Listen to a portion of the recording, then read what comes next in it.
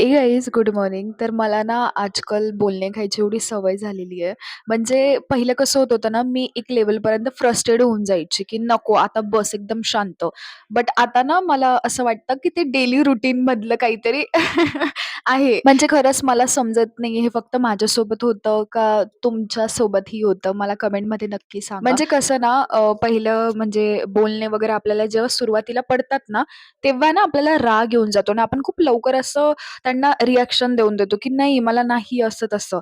But आहे ना, जर ती गोष्ट सारखी-सारखी वारंवार होत असेल ना परत-परत, तर ती आपल्याला सवय होऊन जाते आणि असं वाटतं, की ते डेली रूटीनमधलंच काहीतरी आहे म्हणून आपण लाईटली घेतो. मला असं वाटतं. म्हणजे मी असाही विचार करते आणि तसाही विचार करते. काय बोलते मी तुमच्यासोबत आज मलाच समजत नाही. कारण खरं कधी-कधी ना मला उमजतच नाही तुमच्याशी काय बोलायचं. बट मला पिन करत राहा. आणि कालच्या व्हिडिओला इतके व्ह्यूज देण्यासाठी थँक यू सो मच. खूप लवकर यार 100 सबस्क्रायबर करायचे तुम्हाला लवकर करून द्या. मी खूप वेट करते यार गाईज. तर आज होता सॅटर्डे. तर कॉलेजवरनं आल्यावर मी थोडीसं आवरत होती मामींसोबत आणि काय झालेलं ना, आज माझ्या बॅगेमध्ये ऑइल सांडून गेलं होतं. माझ्या मी त्यांना बोलली होती डब्बा ढिला आहे. म्हणजे त्यांनी आज त्यांच्या घरातला डब्बा दिला होता मला.